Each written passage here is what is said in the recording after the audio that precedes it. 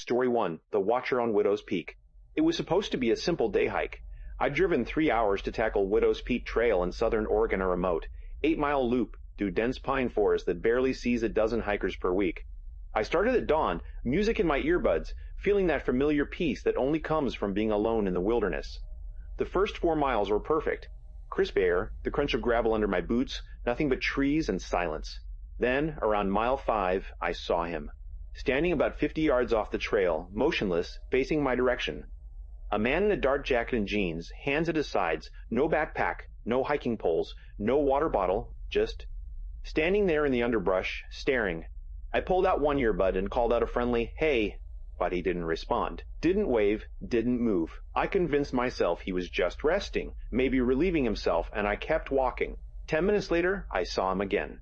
This time he was ahead of me, on the opposite side of the trail, still facing my direction. Same stance, same dark jacket, but the trail didn't loop back on itself here. There was no way he could have gotten ahead of me that quickly without running. My stomach tightened. I checked my phone, no signal. Of course. I picked up my pace trying to rationalize it. Maybe it was a different person. Maybe he knew a shortcut. But my instincts were screaming now.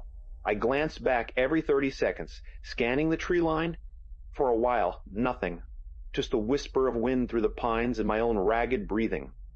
Then I heard the footsteps. Not on the trail. In the woods, parallel to me, matching my pace. Leaves crunching. Branches snapping. I stopped. The footsteps stopped. I started walking again. They resumed. My heart was hammering against my ribs. I was still 2 miles from the trailhead, and the path here cut through the densest part of the forest on visibility, no escape routes. I broke into a jog. The footsteps broke into a jog. I could hear him now, clearly keeping pace maybe 20 yards into the trees. I didn't dare look, I just ran, pack bouncing against my spine, lungs burning. The trail became a blur of roots and rocks. I stumbled twice, but didn't stop. When I finally burst into the trailhead parking lot, I spun around, gasping, expecting to see him emerge from the tree line. Nothing. Just the quiet rustle of leaves and my truck sitting alone in the gravel lot. I fumbled with my keys, locked myself inside, and sat there shaking for 10 minutes before I could even turn the ignition. I called the ranger station as I drove away. They said they'd send someone to check the trail, but warned me that the area had a history. 3 hikers in the past decade reported being followed by someone matching that description. None of them ever found out who he was. I never went back to Widow's Peak, and sometimes late at night I still wonder if I'd slowed down, if I'd stopped running. What would he have done? Have you ever felt watched on a trail? Drop your story in the comments. Story 2, the campsite that wasn't empty. I've been I'd been backcountry camping for years, so when I planned a solo trip to the Bitterroot Wilderness in Montana, I wasn't nervous. I hiked in 6 miles, set up camp near a glacial lake, and spent the evening cooking freeze-dried chili and watching the stars. By 10 p.m., I was in my tent, drifting off to the sound of lapping water. Around 2 a.m., I woke to voices, low, muffled, coming from somewhere near my campsite. I froze, listening.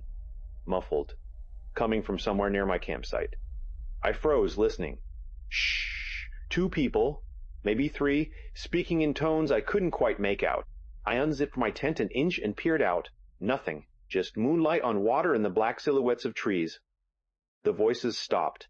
I convinced myself it was campers passing through and tried to sleep.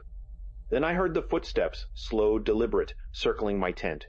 I grabbed my bear spray and headlamp, hands trembling. "Who's there?" I shouted. Silence. The footsteps stopped. For 5 minutes, nothing. Then a whisper right outside my tent wall, "We know you're in there." My blood turned to ice. I didn't respond. I barely breathed. Then laughter soft, almost playful, and the footsteps moved away. I sat rigid, bear spray aimed at the tent door until the sky began to lighten. At first dawn, I tore down my camp in record time and hiked out without looking back. Rangers found no trace of anyone else in that area. No permits, no camps, nothing. Story 3, the trail marker. On a solo hike in the Adirondacks, I found the cairn stacked in the middle of the trail stones, arranged in a perfect spiral, with a small, rusted knife stabbed into the top stone. No explanation, I photographed it and kept walking. A mile later, another one. Same design, same knife. I turned back immediately and reported it. Rangers dismantled them. They had no idea who built them or why. Story 4, The Screaming Forest. Deep in Washington's Gifford Pinchot Forest, I heard a scream, human female, blood-curdling echo through the trees at dusk, then another, and another, and I ran back to my car, called 911. Search teams found nothing. A week later, a hiker reported the same screams in the same area. To this day, no explanation. If you've experienced something unexplainable in the wilderness, you're not alone. Share your story below and stay safe out there. Some trails are best left unwandered.